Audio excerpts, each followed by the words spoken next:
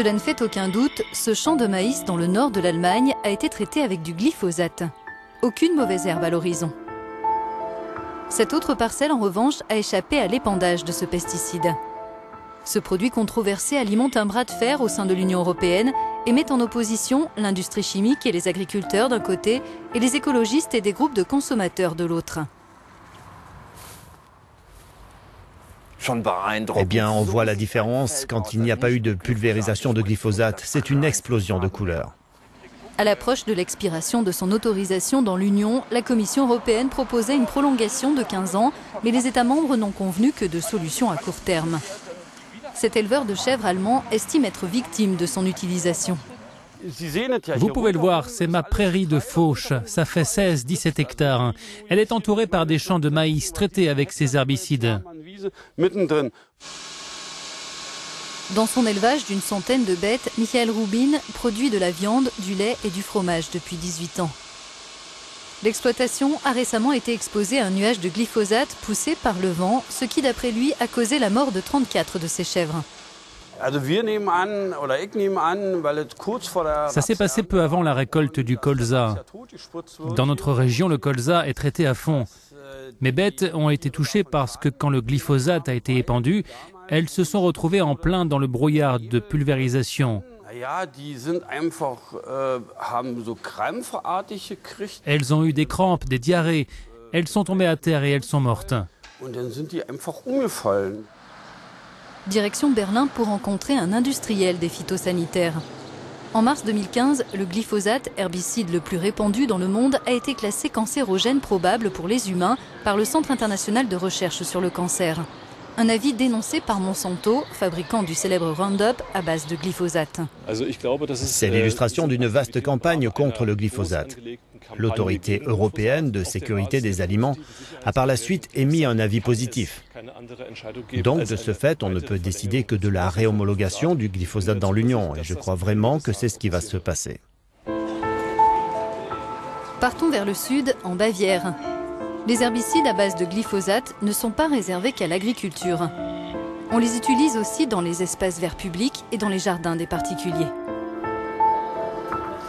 Et oui, on peut acheter ce glyphosate que l'on trouve dans le Roundup notamment, presque partout sans difficulté aucune. Quelques 5500 tonnes de glyphosate sont vendues en Allemagne chaque année. 40% des champs du pays sont traités avec cette substance et on la retrouve dans l'eau et la nourriture. Karl Baer de l'Institut de l'environnement de Munich a établi que les bières les plus connues contiennent des traces de l'herbicide. Je soupçonne la Commission européenne de passer des arrangements avec les fabricants d'herbicides pour aboutir au renouvellement de l'autorisation du glyphosate. Le problème, c'est qu'on considère que les études fournies par les fabricants aux institutions européennes sont protégées par le secret professionnel. Ce ne sont pas ceux qui alertent qui manquent de crédibilité, ce sont plutôt ces chercheurs qui touchent de l'argent de ceux qui fabriquent ces produits sur lesquels on doit statuer. À Berlin, nous nous rendons à l'Institut fédéral d'évaluation des risques, une agence financée par le gouvernement qui met en avant son indépendance scientifique. Après avoir émis un avis pro-glyphosate, ses dirigeants ont reçu des menaces de mort. L'autorité européenne de sécurité des aliments s'est appuyée sur les évaluations de cet institut pour estimer que le risque cancérogène du produit était improbable. Ces études sur le glyphosate dans le lait maternel ou dans les bières ne sont pas scientifiques. Elles ne répondent pas aux critères de fiabilité requis. Et ces études qui font un lien entre glyphosate et malformation du fœtus, etc., elles ne sont pas valables non plus d'un point de vue scientifique. Quand on utilise une substance, ce doit être de manière appropriée. Si vous buvez votre shampoing, vous ne vous sentirez pas bien. Les scientifiques travaillant pour l'Institut accusent le camp anti-glyphosate de faire de la sous-science. Ils affirment qu'il faudrait boire 1000 litres de bière sur une journée pour atteindre le taux maximal de glyphosate autorisé. Les écologistes joueraient-ils sur les peurs ? Non, ce n'est pas vrai. L'Institut a une stratégie de communication pernicieuse. Cet argument d'1 millier de litres ne tient pas parce que cela consiste à rejeter toutes les preuves scientifiques affirmant que le glyphosate peut provoquer le cancer et que c'est un perturbateur endocrinien. Mais on parle bien d'une substance qui cause probablement le cancer. La législation européenne dit que les substances cancérogènes doivent être réduites. Et le risque de provoquer un cancer, c'est l'un des 3 critères prévus pour décider d'une interdiction d'un pesticide.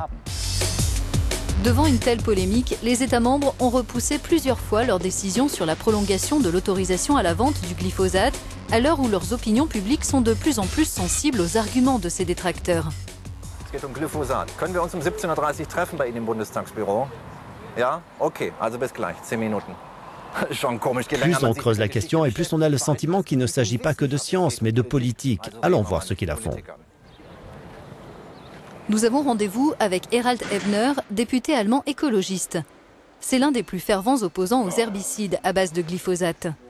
Lui aussi reproche à l'Institut fédéral de fermer les yeux sur les études établissant un risque de cancer.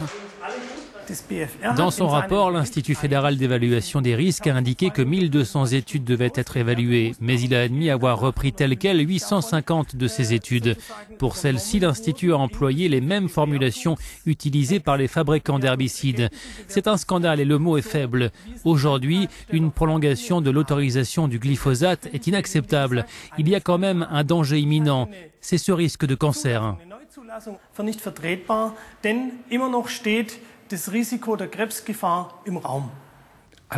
Toutes les études, toutes les connaissances à notre disposition ont été utilisées et analysées pour établir notre évaluation.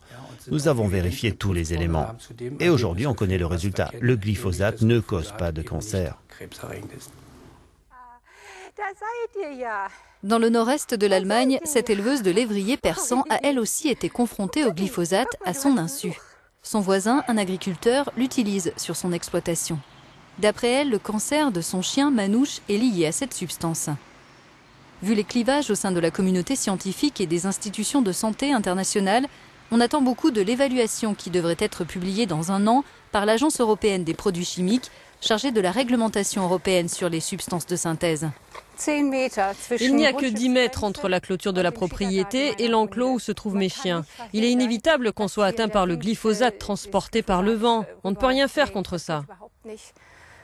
L'une des glandes mammaires a déjà été opérée, mais les tumeurs sont réapparues. On peut en voir 2 là. Il y a 4 tumeurs sur la même glande mammaire.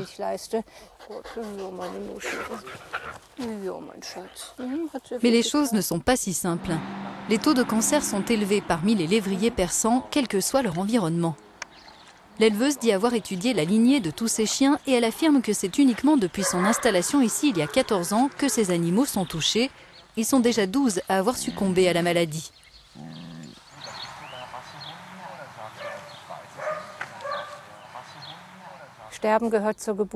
Quand tout suit le rythme de la nature, la naissance et la mort font partie de la vie et mourir c'est normal. Mais des morts prématurées à cause du glyphosate, ça non. Je me souviens encore quand Bouchour est mort. Il était allongé, son museau était couvert de salive et de sang. Le vétérinaire lui a fait un massage cardiaque.